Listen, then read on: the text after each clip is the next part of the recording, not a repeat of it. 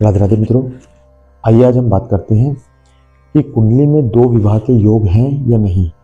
आप खुद से चेक कर सकते हैं क्या आपकी कुंडली में दो विवाह के योग हैं या नहीं। देखिए, कुंडली में दो विवाह के योग तभी माने जा सकते हैं जब कुंडली को हम ये देखकर पता कर लें कुंडली में तलाक का योग है या नहीं।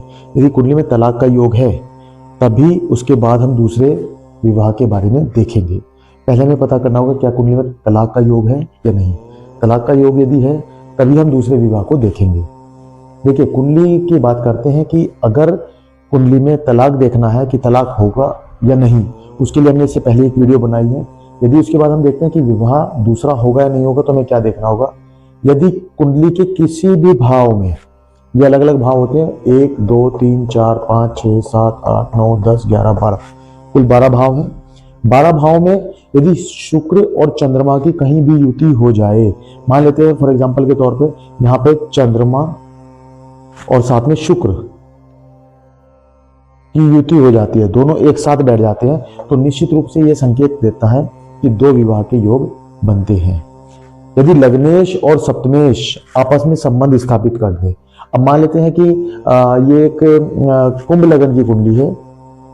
कुंभ लगन की कुंडली का मतलब है 11 12 1 2 3 4 5 6 7 8 9 10। अब मान लेते हैं कुंभ लगन की कुंडली है और कुंभ लगन का स्वामी कौन हुआ? शनि। अब मान लेते हैं यहां पर शनि बैठा है, कुंभ लगन की कुंडली है और शनि खुद अपने आप अपने घर में बैठा है। और पंचम का स्वामी कौन है? पंचम यहां पर पंचम का स्वामी यहां पर कौन है? भाव तो सप्तम हो गया, लेकिन 5वें नंबर की राशि कौन सी होती है?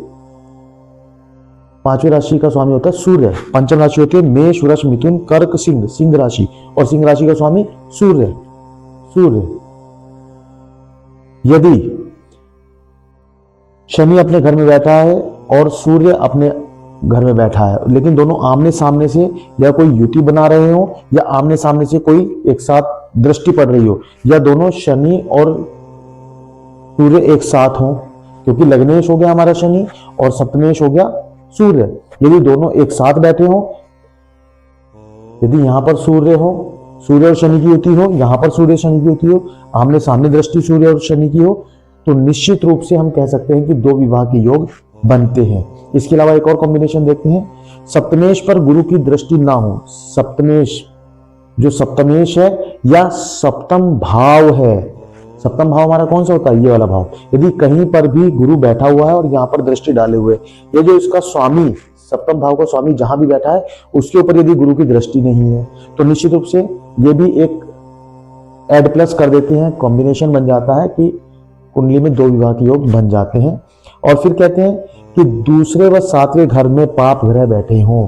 देखिए, दूसरा घर हमारा कौन सा होता है? ये हमारे परिवार का ग्रह होता है।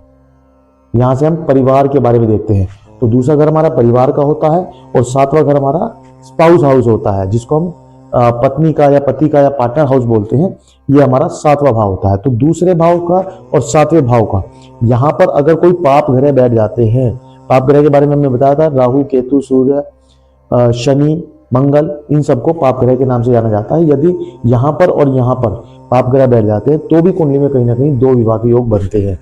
दो विवाह के योग आप एकदम ऐसे ही डिक्लेयर नहीं कर सकते, इसके अलावा नौमांश कुंडली भी देखनी होती है, उनको देखकर भी कुंडली को एनालिसिस किया जाता है, तब हम कह सकते हैं कि दो विवाह के योग कुंडली में है या नहीं है। तो मित्रों, कैसी लगी आपको वीडियो हमें कमेंट में जरूर बताएं। आपकी कुंडली में किस प्रकार के योग हैं आप हमें जरूर बताएं। वीडियो को ज्यादा से ज्यादा लाइक करें, शेयर करें और कमेंट करें। धन्यवाद। राधे राधे मित्रों।